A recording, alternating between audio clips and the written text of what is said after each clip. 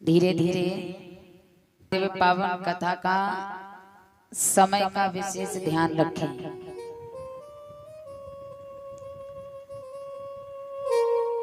समय से आओगे तो समय का फल पाओगे। दुनिया में अगर सबसे कठिन काम है तो समय तो है। भगवान के पावन चरण कमलों में अमूल्य समय निकाल करके हम आप आए, क्योंकि परमात्मा ने जो हम आपको ये अवसर दिया है कितने दिनों के लिए, मात्र 9 दिनों के लिए। और ऐसे शुभ अवसर कभी कभी हमारे जीवन में आते हैं। कर ले कमाई ऐसी जो साथ जा सके। हम आप जो कमाते हैं वो साथ नहीं जाएगा। कोठी कितनी भी सुंदर बनाओ उसमें तुम ना सदा रह सकोगे।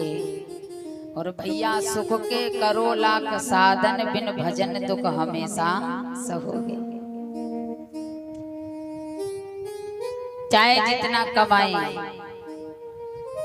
लेकिन कवि कहता है अपने जीवन में ऐसी कमाई करो जो हमारे आपके साथ जा सके।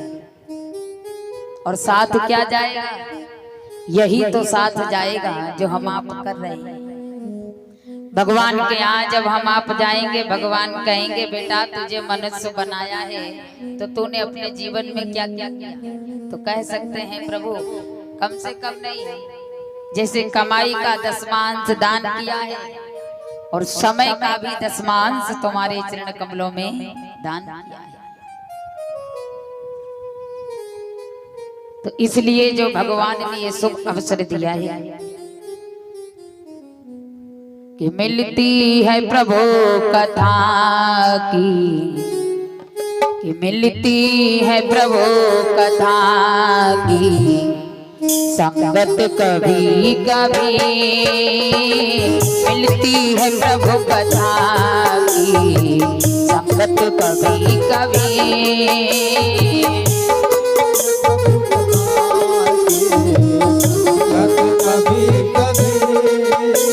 वो मिलती है प्रभु कथा की संगत कभी कभी।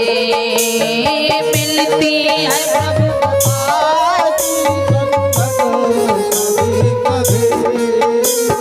मिलती है ज्ञान वाणी, मिलती है ज्ञान वाणी सुनने को कभी कभी। मिलती है ज्ञान वाणी सुनने को कभी कभी।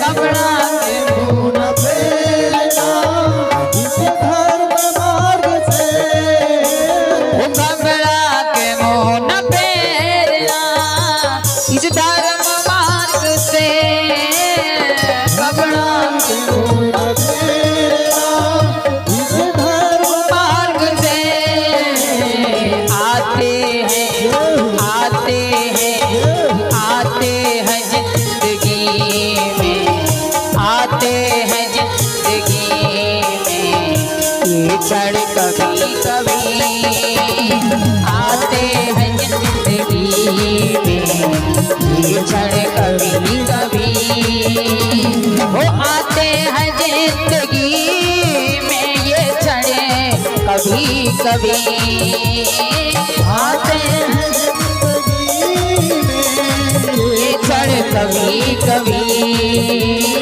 मिलती है मिलती है मिलती है ज्ञान वाणी सुनने को कभी कभी। मिलती है ज्ञान वाणी सुनने को कभी कभी।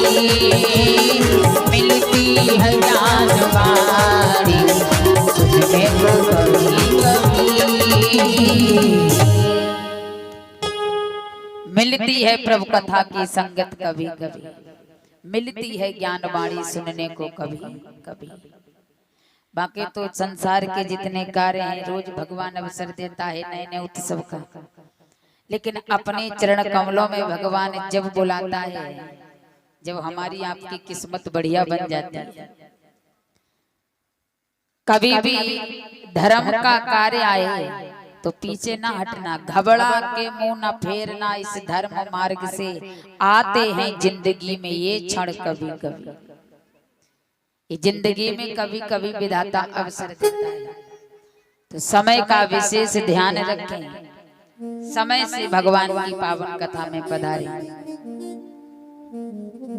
कल भगवान की दिव्य पावन कथा को विराम दिया था, कहाँ दिया था याद है किसी को? याद सबको है, हम जानते हैं, बड़े ध्यान से कथा सुनते हो। देखो जब कोई ध्यान से भगवान की कथा सुनता है तो सुनाते बड़ा आनंद आता है। जैसे आप अपनी बात किसी को बताओ, तुम्हारी कोई बात ध्यान से न सुने तो नहीं बताओगे, और अगर आपकी बात कोई ध्यान से सुन रहा है, प्रेम से सुन रहा है, तो जो हृदय में छिपा बैठा होता है ना, वो भी निकाल कर रख देते हैं। तो आप लोग बड़े भाव से भगवान की कथा सुन रहे हो, और सच में माँ भगवती के चरणाविंद में बैठ करके बोल रहे हैं, बड़ा आनंद आता है। परमात्मा की कथा कहते हैं। अब भगवान की कथा तो वैसे ही आनंदमय है, भगवान की कथा सुनकर के आनंद की अनुभूति होती है। और आनंद क्या है? आपको आनंद के वैसे हर शब्द के पर्यायवाची शब्द मिलेंगे, लेकिन आनंद का कोई पर्यायवाची नहीं बना है। आनंद का सीधे परमानंद है। और आनंद क्या है? साक्षात भगवान का स्वरूप है। नंद घर आनंद भयो जय कन्हैया लाल। तो आनंद कौन है? भगवान है। भागवत में भी श्री सुखदेव जी महाराज कहते हैं सच्चिदानंद रूपाय। भाई सच्चित आनंद तो क्या हुआ? सच्चिदानंद। सच्चिदानंद रूपाय विश्वपत्याद हेतवे तापत्रय विनाशाय श्री कृष्णाय वयम्। सच्चित आनंद, सत माने सत्य, चित माने प्रकाश, आनंद माने परम। भगवान की कथा को सुनकर के आनंद आता है। और भगवान की कथा तो आत्मरंजन की है। कई लोग कहते हैं भगवान की कथा में जब तक मनोरंजन ना हो, चुटकुला बुटकुला ना हो, हंसी ना हो, तो काहे की कथा। पर शास्त्र कहते हैं ये भगवान की कथा क्या है? बोले आत्मरंजन की है, मनोरंजन की नहीं है, आत्मा से रंजन की है। और भगवान की कथा सुनना भी ये भगवान की भक्ति है। रामायण में भगवान राम ने जब माता सबरी को नवदा भक्ति का दान दिया था, तो प्रथम भगत संतन कर संगा, दूसरे रति मम कथा प्रसंगा। परमात्मा की कथा को सुनना ही परमात्मा की दूसरी भक्ति है। कथा तो बड़े भाव से सुन रहे हो। कल भगवान की कथा को विराम दिया था। हमें पता है, आपको पता होगा, तभी हम पूछे नहीं, सब बता देंगे कहाँ थी भगवान की कथा। कल भगवान की कथा को विराम दिया था। देव ऋषि नारद माता पार्वती की हस्त रेखा को देख करके गुण और दोष बता रहे हैं कि जोगी जटले अकाम मन और नगन मंगल वेश, अस स्वामी यही कही मिलई परी हस्त अस। देव ऋषि नारद मैया पार्वती के गुण और दोष बता रहे हैं कि नारद हो यह भेद न जाना, नारद हो यह भेद न जाना।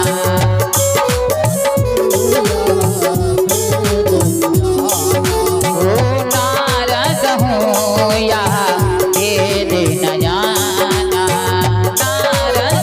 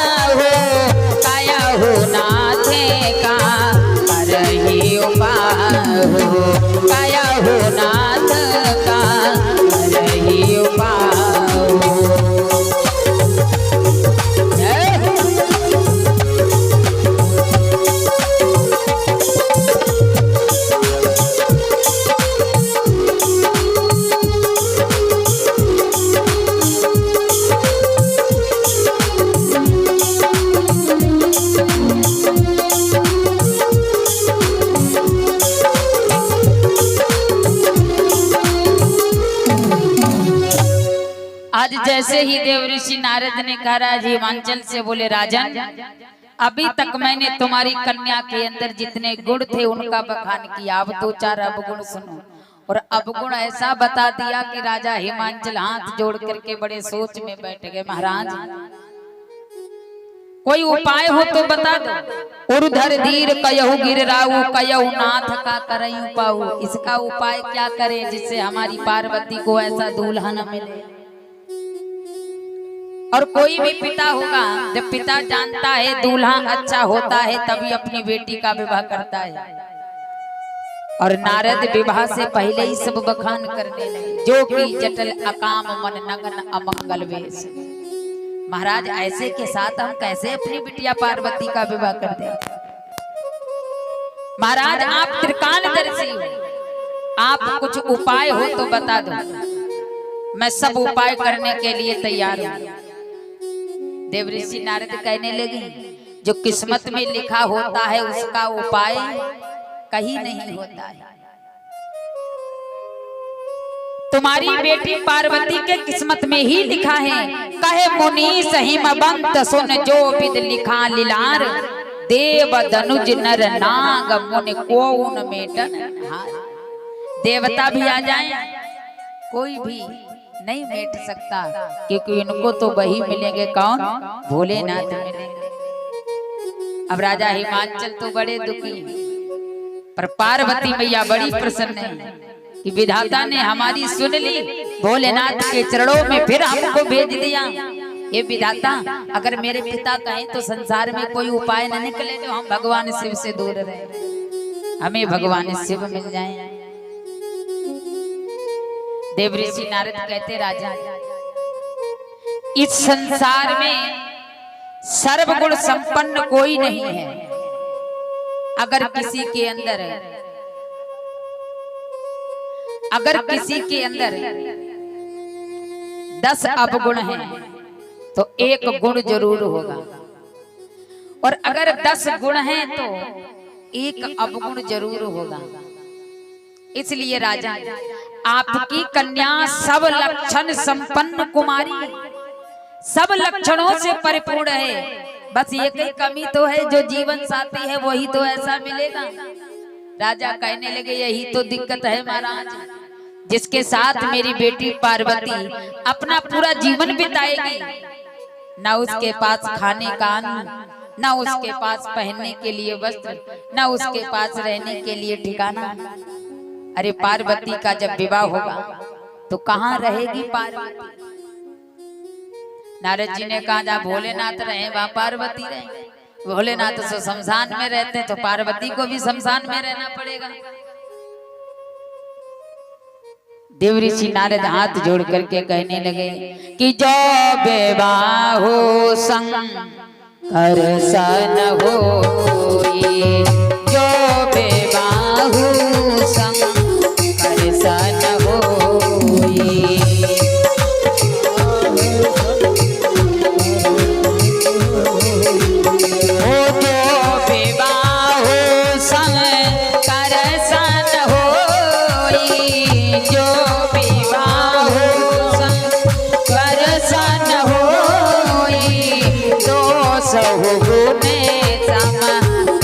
सब कोई दो सब गुने सना कहे सब कोई।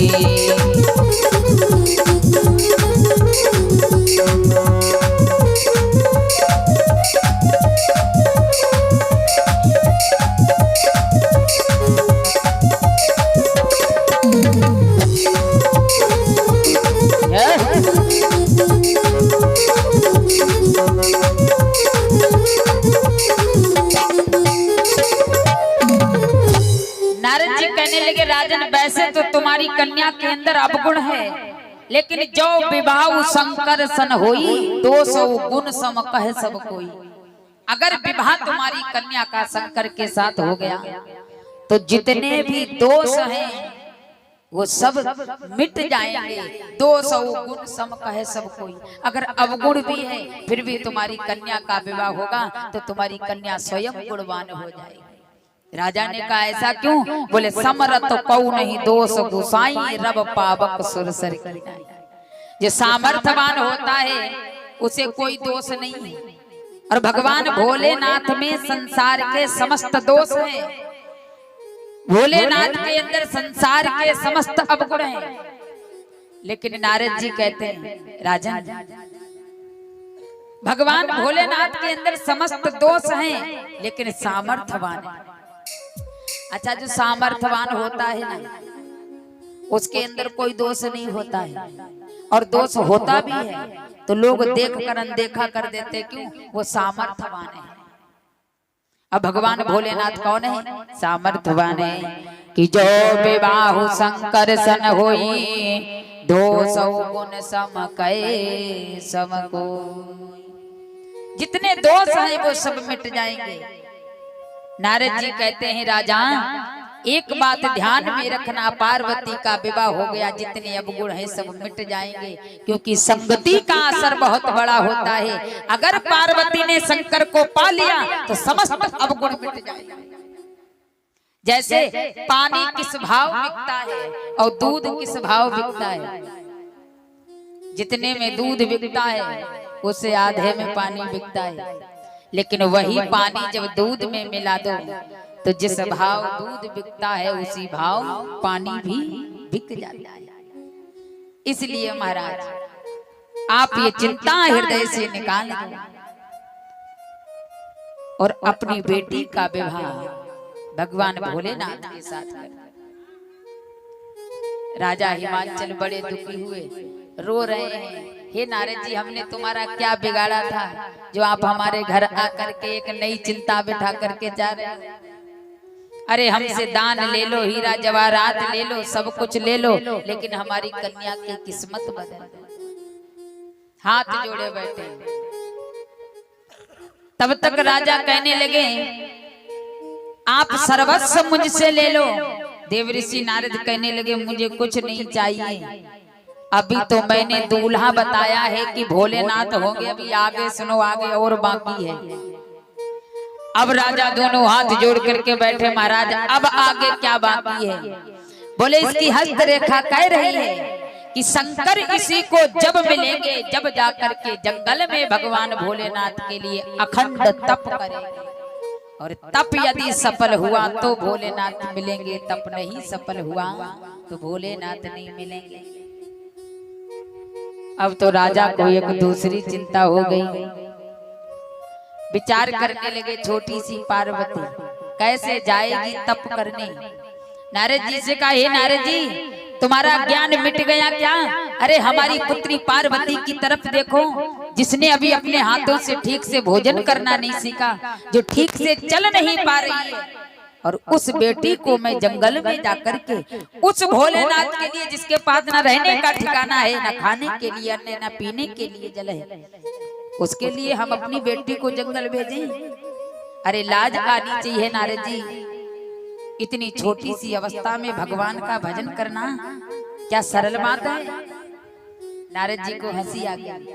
नारद जी कहने लगे राजन, बचपन में ही तो भक्ति मिलती है और बचपन में ही भगवान मिलता है।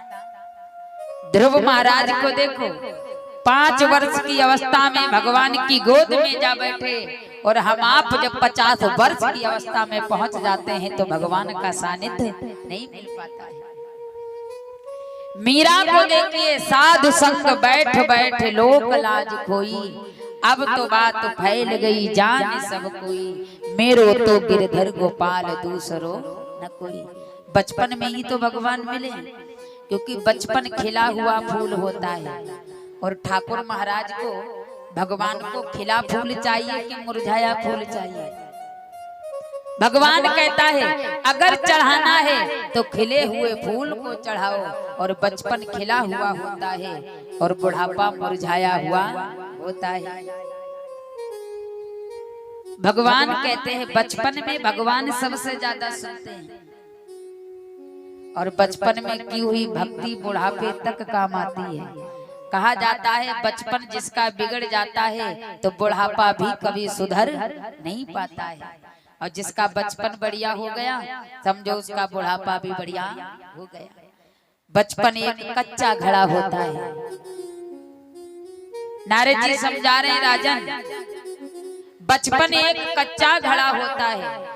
कुम्हार को देखा होगा, कुम्हार जब बर्तन बनाता है और बर्तन बनाते समय क्या करता है, उस कच्चे घड़े पर कलम से, लकड़ी से कुछ भी लिख देता है।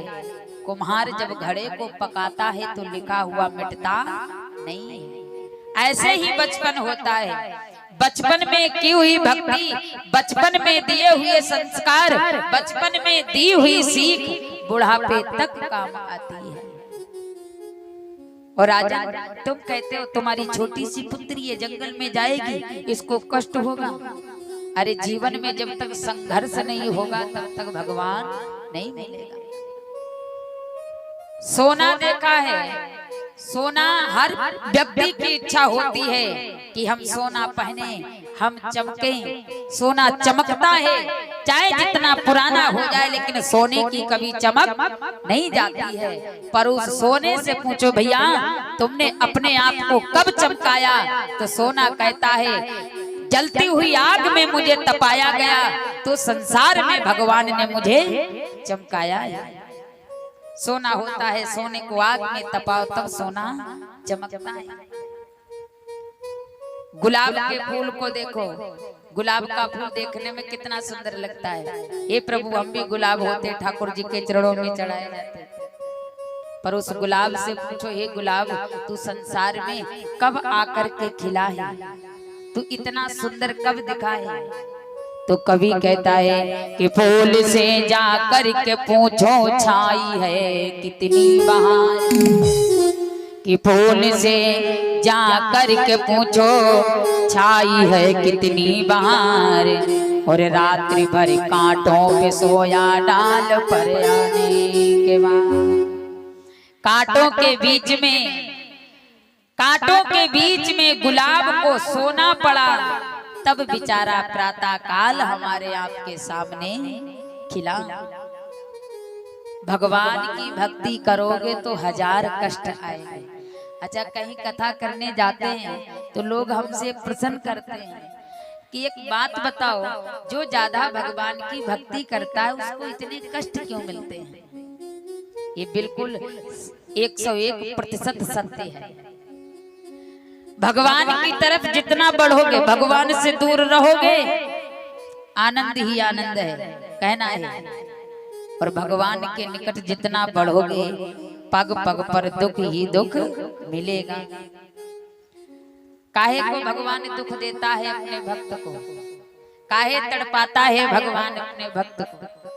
इसलिए तड़पाता है, ये मेरा भक्त है, मेरा हितैषी है, इसको यदि सुखी कर दूंगा तो ये हमको भूल जाएगा, और पग पग पर दुख दूंगा तो हमको ये भूलेगा। हमारे महाभारत में बड़ी सुंदर कथा आती है। भगवान कन्हैया ने जब उत्तरा के गर्भ की रक्षा की थी, अश्वत्थामा ने जब उत्तरा के गर्भ पर आक्रमण किया, भगवान कन्हैया ने चतुर्भुज रूप धारण करके उत्तरा के गर्भ की रक्षा की। कुंती ने देखा कि अश्वत्थामा ने उत्तरा के गर्भ पर आक्रमण किया। कुंती मैया समझ गई एक कन्हैया ही है जिसने उत्तरा के गर्भ को बचाया है। द्रौपदी के तो पांचों पांडव, पांचों पुत्र, द्रौपदी के पांचों पुत्रों को अश्वत्थामा ने मार दिया। एक ही चिराग बचा था, वो भी उत्तरा के गर्भ में। अश्वत्थामा ने सोचा मैं इसे भी मार दूं, लेकिन भगवान कन्हैया ने क्या किया, जाकर के उत्तरा के गर्भ की रक्षा की। कुंती ने देखा हमारा भगवान कन्हैया, एक चिराग बचा था, जिस चिराग को भगवान कन्हैया ने चतुर्भुज रूप धारण करके उत्तरा के गर्भ की रक्षा की। तो कुंती पागल हो गई, जाकर के भगवान कन्हैया से कहने लगी, प्रभु आज आपने उत्तरा के गर्भ की रक्षा की, मैं तो आपको अभी तक भतीजा मानती थी, और कन्हैया तू मुझको बुआ कहता था। भगवान कन्हैया कुंती को बुआ कहते थे, और कुंती भगवान कन्हैया को भतीजा कह करके बुलाती। कुंती कहने लगी, हे कन्हैया, अभी तक तुझे भतीजा मानती थी, लेकिन तू तो परमात्मा निकला है। आज से तू मेरा भतीजा नहीं है, तू मेरा भगवान है। जो प्राण बचाए वो ब्रह्म से कम नहीं है, और तू तो स्वयं ब्रह्म का अवतार है। जैसे ही अपने शीश को भगवान कन्हैया के आगे झुकाया, भगवान कन्हैया ने शीश उठाया। एक कुंती बुआ, तुझे मैं भगवान दिखाई दे रहा हूँ? तो कुंती कहने लगी, हाँ कन्हैया, आज तो मुझे भगवान दिखाई दे रहा है। भगवान कन्हैया कहने लगे, ठीक है, मैं तेरे लिए भगवान हूँ, तो ऐसा कर, दुनिया के लोग भगवान से कुछ ना कुछ मांगते हैं, तो तू भी अपने भगवान से कुछ ना कुछ मांग ले। कुंती एकदम अट्ठास लगा करके हंसने लगी, बोले तुमको भगवान कह दिया तो तुम हमें क्या दे सकते हो? भगवान कन्हैया कहने लगे, मैं भगवान हूँ तो सबको कुछ ना कुछ दे करके जाऊंगा। अब सब खड़े थे, भीम, युधिष्ठिर, नकुल, सहदेव, अर्जुन, द्रौपदी, कुंती, भगवान कन्हैया सब खड़े थे। भगवान ने कहा, अगर मैं तुम्हारे लिए भगवान हूं तो तुम सभी से भगवान से मांगो। अर्जुन से कहा, तुम मांगो। अर्जुन कहने लगे, कन्हैया, जैसे महाभारत के समय तूने गीता का ध्यान दिया, जब तक इस अर्जुन पर विपत्ति आए हमेशा एक गुरु और शिष्य का संबंध बनाए रखना। द्रौपदी से कहा, तुम मांगो। द्रौपदी कहने लगी, कन्हैया, जैसे तूने मेरी लाज बचाई थी, संसार की नारियों पर जब जब विपत्ति आए तू ऐसे ही आकर के लाज बचा लेना, बस इतने ही मांगते। युधिष्ठिर से कहा, तुम मांगो। बोले, कन्हैया, हमारे हस्तनापुर में आते जाते रहा, सब कुछ जिसने मांगा भगवान कन्हैया ने दे दिया। अब बारी आई कुंती की, बुआ तू भी मांग ले। अब कुंती सबका मुंह देख रही है, सबने अपने अपने सुख के अनुसार भगवान से मांगा, पर कुंती जोर जोर से भगवान के सामने रोने लगी। कहा, प्रभु, हम आपसे क्या मांगे? आपने तो सब कुछ दिया, तेरे जैसा भगवान जिसके पास खड़ा हो और उसको संसार के क्या सुख चाहिए? भगवान ने कहा, नहीं हुआ, मांग, आज बड़ी इच्छा है तुझको देने की, मांग, क्या मांगना चाहता? कुंती को हंसी आ गई। बोले, कन्हैया, ठीक है, तेरे कहने पर हम मांग रहे हैं, तो जरा ये बता कि मैं जो तुझसे मांगूंगी क्या तू मुझे दे सकता है? तेरे अंदर क्षमता है कि आज बुआ के बुखार विंद से मांगे हुए शब्दों को पूरा करोगे? भगवान कन्हैया ने कहा, बुआ, 3 लोक की संपत्ति यदि आज तूने मांग ली तो ये कन्हैया तुझको हंसते हंसते दे करके जाएगा, पर उदास नहीं करेगा, इसलिए मांग। तो श्रोताओं, कुंती ने क्या किया? अपनी साड़ी का पल्ला निकाला और साड़ी पल्ला निकाल कर झोली भगवान कन्हैया के आगे फैला दी। बोले, इतनी बड़ी चीज मांगूंगी कि झोली भी कम पड़ जाएगी, दोगे? भगवान ने कहा, ठीक है, ऐसे 1000 झोली लेकर के आजा, फिर भी भर। झोली निकाल करके जब कुंती बुआ ने भगवान कन्हैया के आगे फैलाया, कहा, हे कन्हैया, अगर देना है तो तेरे बनाए हुए संसार में जितने दुख हैं वो सब हमारी झोली में डाल। संसार के जितने दुख हैं, जितनी विपत्तियां हैं, सब हमारी झोली में डाल दे, बस इतना चाहिए। भगवान कन्हैया ने जाकर के झोली को पकड़ लिया। अरे बुआ, तूने दुख काहे को मांग लिया? क्योंकि व्यक्ति भगवान से मांगता वही है जिसको जिस चीज का ज्ञान होता है। कुंती जानती थी कि व्यक्ति के लिए दुख क्या चीज है। भगवान कन्हैया कहने लगे, बुआ, तूने हमेशा हमेशा दुख सहा है, और आज जब तेरे 5 पांडव राजा बनने जा रहे हैं, थोड़ा सा तेरे जीवन में सुख आया, तूने फिर उस सुख को ठुकरा दिया और फिर दुखों को बुला लिया, तूने ऐसा क्यों किया? कुंती बुआ हाथ जोड़ करके कहने लगी कि दुख में सुमिरन सब करें और सुख में करे न कोई, और जो सुख में सुमिरन करे तो दुख काहे को। ये कन्हैया, तुझे तो सदैव लोग दुख में याद करते हैं, और जब दुखी मन से तुझे कोई बुलाता है तो तू दौड़ता हुआ आता है। इसलिए मुझे सुख नहीं चाहिए। सुख में तू चला जाता है और दुख में आ जाता है। भगवान कन्हैया कहने लगे, बुआ तुझे ऐसा क्यों लगा कि मैं सुख में चला जाता हूँ, दुख में आ जाता हूँ? कुंती बुआ ने प्रमाण दे दिया, कन्हैया जब तक मेरे पांचों पांडवों पर महाभारत के युद्ध के समय विपत्ति आई तो तूने अर्जुन के साथ सारथी बनकर के रथ चलाया, और आज हमारे पांचों पांडव राजा बनने जा रहे हैं। थोड़ा सा सुख आया तो तू आज हमको छोड़ करके जा रहा है। ऐसा सुख नहीं चाहिए जिसमें भगवान छोड़ करके चला जाए। मुझे ऐसा दुख चाहिए जिस दुख में सदैव भगवान मेरे साथ आए। जीवन में दुख नहीं आएगा तो भगवान मिलेगा कैसे? कि दुखों की अगर चोट खाई न होती, दुखों से अगर चोट खाई न होती, दुखों की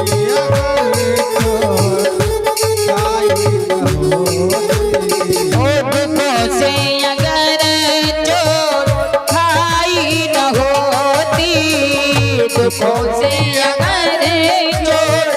खाई न होती, प्रभु जी तुम्हारी याद आई न होती, प्रभु जी तुम्हारी याद आई न होती, प्रभु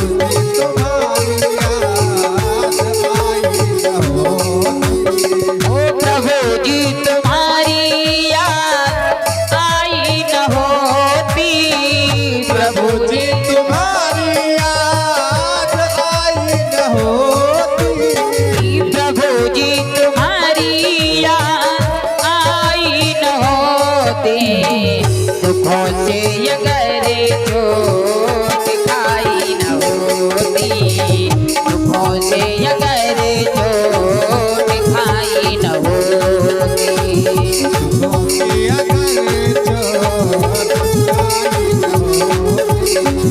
अगर चोट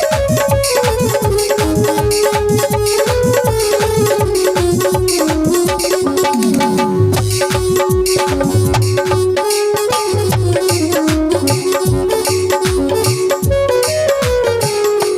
न दुखों से अगर चोट खाई न होती और प्रभु जी तुम्हारी याद आई न होती। तो नारद जी भी समझा रहे हैं, अगर तुम्हारी बेटी पार्वती को